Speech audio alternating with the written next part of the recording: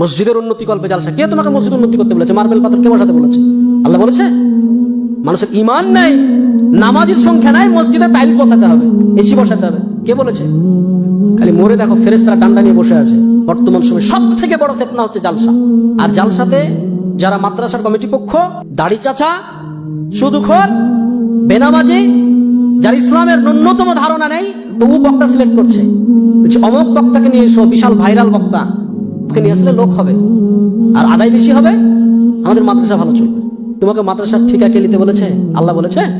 আজকে মাদ্রাসাগুলোকে ভিক্ষার জায়গা। কোন শিক্ষিত সমাজ, মাস্টার, ডাক্তার, ইঞ্জিনিয়ার, প্রফেসর বা যাদের একটু জ্ঞান আছে, তারা মাদ্রাসাকে ভালো চোখে দেখে না। কেন?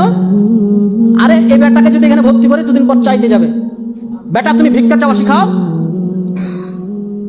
মাদ্রাসাতে এই যে জালসা সিজন, এখন ছোট ছোট বাচ্চাগুলোকে 1 মাস আগে থেকে তো ক্লাস নাই, বাড়ি বাড়ি চাল চাইতে পাঠাচ্ছে, যাও জালসা হবে, খানা হবে। তাই ছোট ছোট বাচ্চাদেরকে যাও বাড়ি বাড়ি চাল চেয়ে নিয়ে এসো।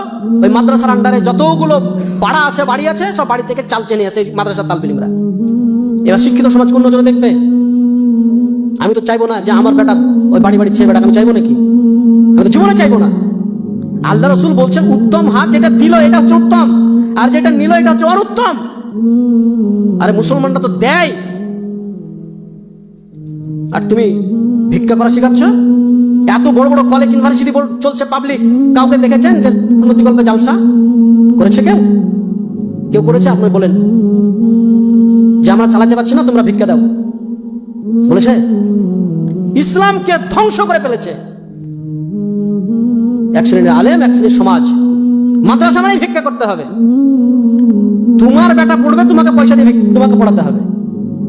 আর একটা টেন্ডেন্সি যে মাদ্রাসায় পড়ালে হয়তো কিছু টাকা পয়সা লাগে না, মানুষের ভিক্ষা দিয়ে চলে। এই টেন্ডেন্সি আপনাকে উড়াতে হবে।